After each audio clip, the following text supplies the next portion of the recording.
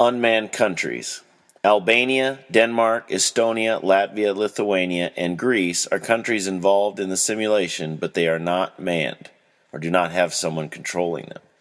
You may invade them, you can take them over. They may have some strategic importance, but they have no natural resource value.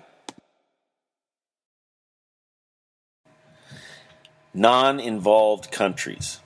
Portugal, Spain, Turkey, and Switzerland, and also Mongolia in the Asian theater, are not involved in the simulation.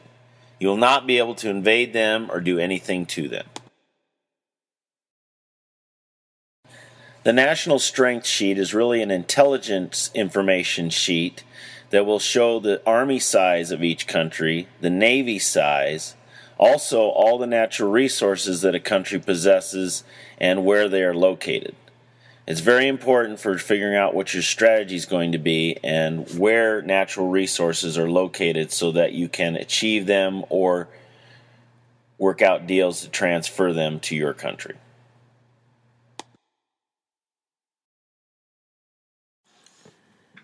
The leader list. The leader list lets everyone know who the leaders of each country and in some cases who the foreign minister is.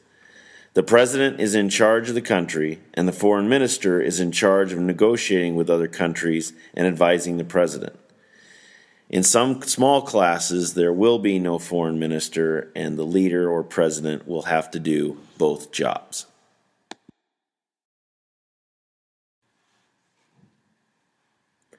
An alliance certificate is an agreement between two or more countries to defend each other in case of an attack.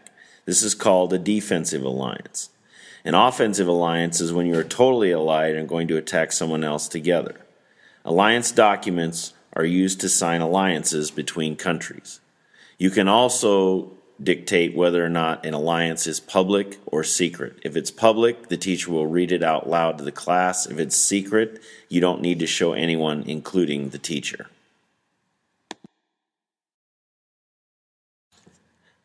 Declaration of War Slips. The Declaration of War Slip is signed by the President and handed into the head table, or the teacher, to declare war and attack another country. You must have the number of forces that you're going to take into combat against the other side. You also need to have, if you're doing a multinational force, in other words, multiple countries are attacking another country all at once, you need to turn those all in at the same time.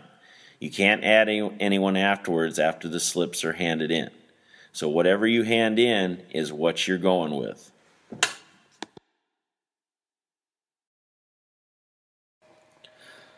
Looking at your top secret documents, the first thing that's displayed is your military, which is your Army size and your Navy size. The second part is your rating explanation. This tells you exactly what resources you have and what your beginning military rating is and your overall beginning rating that you'll use to fight as the simulation starts. It'll also show you what alliances you have, and it'll show you what resources that you have and the quantity that you'll need to reach a full credit for each one: oil, iron ore, coal, and rubber. The summary is finally one of the things that will tell you that what your country's history, your country's what your country's situation is. Just gives you a brief explanation of what type of country you have and what your country is going to want to do. The final thing is your objectives. These are the things that you are to try to accomplish during the simulation, and your grade depends on it. Now, whether you accomplish them or not isn't the most important thing. The most important thing is that you make an attempt to show that you did try to accomplish these things, because not everybody's going to be able to accomplish their objectives. All you have to do is try to accomplish them and then be able to show how you did that.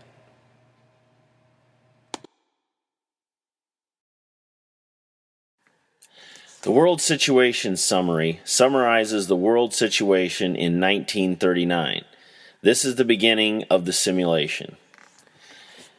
The second document is the alliance system in 1939. It displays military and economic alliances on the map for Europe in 1939.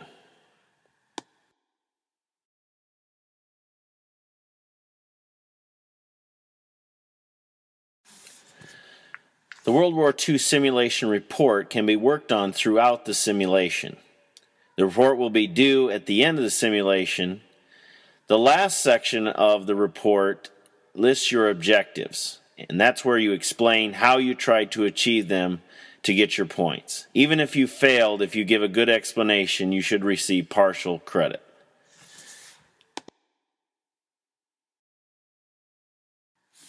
You will be required to journal every day of the simulation. The journal will consist of things that are like plans, significant events. What we really don't want to see is a play-by-play of how many troops went here and how many troops went there. We want to know what your thoughts are, what your plans for the next day are, interesting things that happened during the simulation. Those are the important things. In the example on the right side, you want to put your country, the period, and the year that you're writing the journal for in your entry.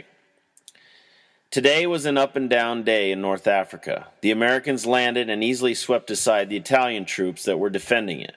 I am torn about whether or not I should send German reinforcements to Africa when I am so close to winning the war in the East against the Soviets. I have been trying to persuade the Japanese to launch a simultaneous offensive against the Soviets, but they don't seem very interested.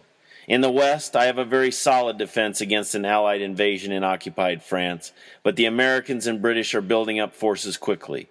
Tomorrow I'm going to make one big push to try to finish off the Soviets. I'm not sure what to do about Africa. I feel that if I let them in there, they'll just be a matter of time before they're on my doorstep. I need to meet with my allies before class and secure their support. I may also have someone on the inside of the Allied coalition that may have some information for me. We shall see.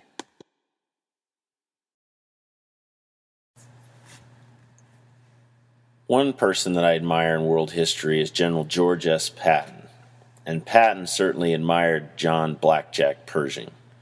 One of the things that he really admired about him was his attention to detail, and I think that'll serve you well in this simulation.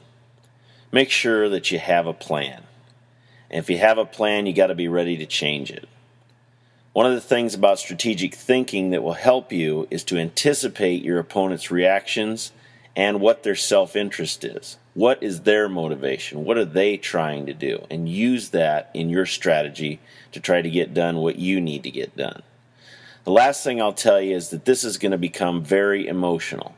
People are going to be emotionally tied to their countries, and they're going to do just about anything to try to achieve their objectives. So don't be surprised if your friends get mad at you or this thing spills over into the school, outside of class, and into other classes.